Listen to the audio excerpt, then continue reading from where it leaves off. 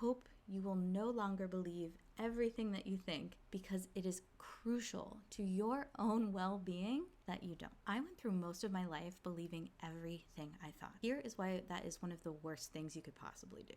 I'm Chelsea. I'm a professional musician and a mindset coach. I work with people all the time to shift beliefs and believe in themselves and not believe everything that comes into their mind. This will completely change your life, and here's why. As humans, we have a negativity bias. This means for our survival, our brain has learned that it's really smart to look for problems, to create problems hypothetically that aren't quite there yet, just in case it might be a threat to our survival. We literally predict the worst case scenario playing out all the time, and we hardly ever, very naturally and effortlessly, predict the best case scenario and believe that's true.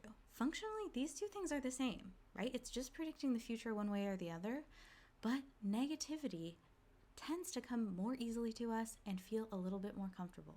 We can really get stuck in this negativity feedback loop because most people don't question their thoughts. They take them as facts, like reporting the news. It's just not in our nature to view things positively. So if you feel like you have a really negative mindset and you can't think positively and it doesn't feel natural, there's nothing wrong with you. There's actually a lot of things going right. If that's the case, it means your brain is working how it's supposed to. But if we never question our thoughts, we can never create new beliefs. We can never shift how we act in a really effortless way. Now, beliefs are just practiced thoughts. They're thought habits. So if we want to change our beliefs, we have to question our thoughts, we have to decide if we want to keep them, and we have to change and redirect every single time we think them. Now, you don't have to do this perfectly in order to make some headway here, but I think it's important to know that there's a process and a way forward if you feel like you're spiraling into negativity all the time. Your brain is not wired to make you happy. It is wired to help you survive. Happiness is not essential for survival. So people who are naturally happy or seemingly naturally happy have a much different focus in their life than people who are not naturally happy or seemingly pretty negative overall. So if you think that outside circumstances are going to create the happiness you feel within you, it's just not going to happen. And the reason that is circumstances do not create feelings. Our thoughts do. Circumstances, how your life is, how the world is, they do not create feelings in a vacuum.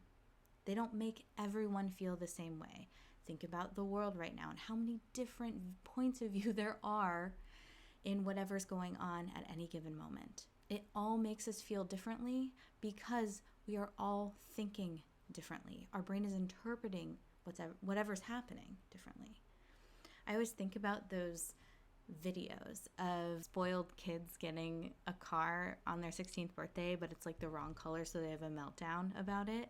When someone else could not be able to have a car and suddenly win a car, and it doesn't even matter what color it is, doesn't matter what year it is, they're just happy to have a car, right? One person is focusing on the color and what it means about them in terms of probably status, what they wanted, how disappointed they are, all of those things, which is valid too. They're just having a different life experience. And then there's some people who would be so grateful to have a car of their own so they can get around. And they can feel ingratitude and satisfaction every single day when they get in their car. This is the same circumstance. Let's say they got the same car. Two different interpretations will create two different emotional experiences. So if you believe everything that you think without question, your brain is operating not with your thriving as the goal, but surviving as the goal. So if your brain can doubt yourself enough to make you feel emotionally safe, it will. Oh, it worked last time. We were spinning in so much self-doubt last time that we actually didn't even get on stage, or we didn't even put ourselves out there. Thank goodness we totally saved ourselves from a lot of emotional pain and disappointment. Let's do that again. But this time I'm going to crank up the self-doubt. Self-doubt is survival too. So you being able to know the difference and kind of go between is so crucial. Do you want to believe all of your doubts and all of your fears? Do you want to focus on those things? You have agency as soon as you become aware of what's going on in your mind. The reason that I talk about what's going on in your mind as some sort of like more mysterious thing than really knowing ourselves, because we are not our thoughts, we are not our brain, just like we are not our stomach and we are not our kidneys, we are not our arms, and our brain is just part of our body. The reason I say that is our brains learn things without permission all the time. If we go into a certain place and we historically did not feel safe in that place, our body and our mind have learned that that's not safe, so we're probably going to have a bit of anxiety going back into that situation. I work with clients on this all the time when they want to go back on stage after having a performance that didn't go very well in their eyes. So knowing that and getting to know how your brain is operating and working is really the first step to moving forward. So when you're questioning your thoughts, ask yourself, is this 100% true? Meaning, you could not disagree with it. It is factual. I had a bad day. Is that 100% true? I don't know. Maybe there was one or two things that did go well. Maybe you didn't spill the water that you poured in the morning into your water bottle.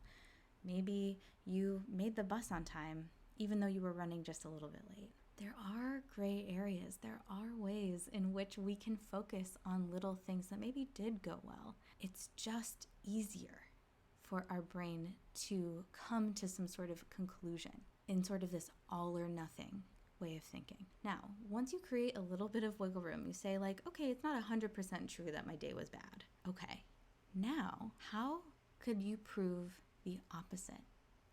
And we can zoom out here. We can say, oh, I stayed alive today.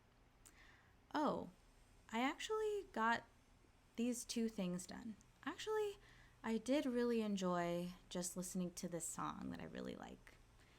And actually, I got to watch TV with my partner, and that was actually such a good evening. And if you can't get there, ask yourself, is it possible for somebody else to think the opposite? And if that question is yes, just put it in their perspective. How could one think the opposite? Is it possible? Now, this is something I want to make really clear. Objectively good or bad doesn't exist. Good or bad is inherently subjective. There's no objectively good because, and I use this example all the time, a fifth grader in her band class could think she's amazing at the flute, right? And there could be a second-year master's student in flute performance who's ready to quit because they think they're not good enough. Their sound waves, the music coming out of their instrument sound completely different. Those circumstances are very different. Yet, one who has accomplished a lot on paper can have less confidence than a beginner in her band class. And it's not dependent on the sound waves they create. It's what they're thinking about them and the story they have about themselves. Your thoughts create how you feel. And if you are willing to question the validity of the thoughts and think intentionally, even to a neutral thought, meaning instead of, oh, I'm so bad at the flute, I play the flute. That's what you say on repeat over and over. Then maybe you can create a little bit of wiggle room into, okay, I actually like how I sound. Or instead of, oh, I hate my legs, or I hate my thighs, or whatever. Oh, those are human legs. Okay. Those are that's a human body right there. That's what it is. And then practicing that as your baseline, intentionally, knowing your brain is going to come up with some sort of like BS that's going to make you feel bad, right? Coming back and really intentionally saying, oh, that's a human body. Oh, those are sound waves. Neutralizing it can be a great pathway to thinking more positively when you feel stuck in negativity. But forcing yourself to notice what was good. If you just very naturally notice what was bad. We have to train our brains to look for the gratitude, the positivity, for the neutrality even. And if you're not practiced in doing that, that makes a lot of sense that you wouldn't do it. Practice makes things habitual. It doesn't make things perfect, it makes things habitual. I hope you will no longer believe everything that you think because it is crucial to your own well-being that you don't. I will see you next time.